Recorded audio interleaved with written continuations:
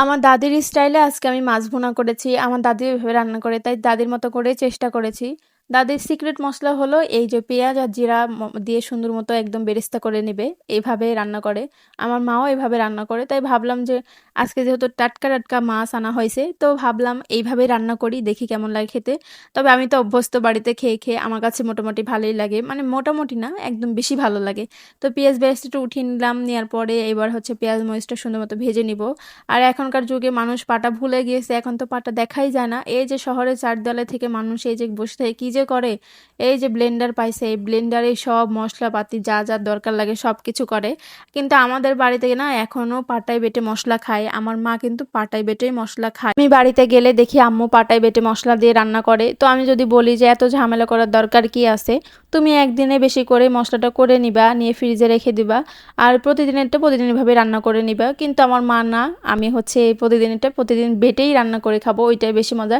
আসলেই তাই, ওইটাই বেশি মজা। মাটির চুলায় রান্না করে আম্মু, আমাদের বাড়িতে ব্লেন্ডার আছে, তাও আম্মু ওভাবে রান্না মানে বেটে মশলা করে আর কি।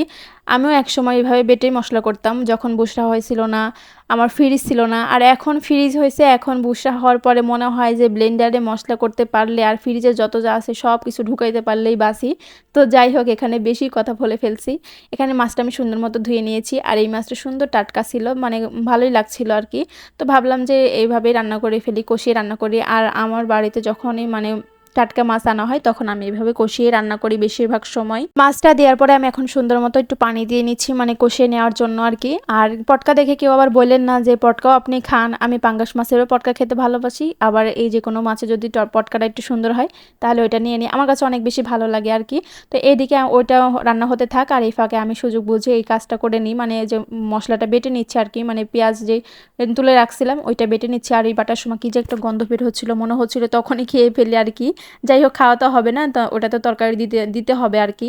সুন্দর মতো একটা বাটিতে তুলে নিলাম, আর এবার হচ্ছে তরকারিটা আমার কিন্তু হয়ে গেছে, আর এবার ওই তরকারির মধ্যে দিয়ে দিচ্ছি। আর কি যে সুন্দর লাগছিল খেতে, আর এটার যে রান্না করবে সেটা একবারই বারবার খেতে মন চাইবে। রান্না করে দেখতে পারেন, আমার দাদি কিন্তু এইভাবে রান্না করে, আমার কাছে অনেক বেশি ভালো লাগে। তো ওই মশলাটা দেওয়ার পর একটু বলকে নিলাম, নেওয়ার পরে আমি আবার জিরা বাটা দিয়েছিলাম, মানে জিরা বাটা বলছি, আল্লাহ, ভুল হয়ে গেছে, জিরা গুঁড়া দিয়েছিলাম। কি যে ভুলভাল বকি না আমি, খালি মানে এই যে এই ভিডিওটা এডিট করার পরে আমি ভয়েস যে কতবার দিয়েছি তার নাই ঠিক, মানে শুধু মানে একদম ইয়ে হয়ে যাচ্ছিল। পরে আবার এই যে কাটে কাটে দিচ্ছি আর কি, কেউ কিছু মনে করে না। আর কথা যদি ভুল হয় তাহলে অবশ্যই ক্ষমা দৃষ্টিতে দেখবেন আর কি। তো আমার রান্নাটা প্রায় কমপ্লিট হয়ে গেছে, তো রান্নাটা কেমন হয়েছে অবশ্যই কমেন্ট করে জানাবেন। তরকারি কালারটা কিন্তু মাশাল্লাহ অনেক সুন্দর হয়েছে।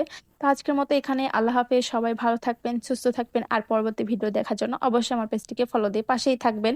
আর কথা যদি ভুল হয় তাহলে অবশ্যই ক্ষমা দৃষ্টিতে দেখবেন। আসসালামু আলাইকুম।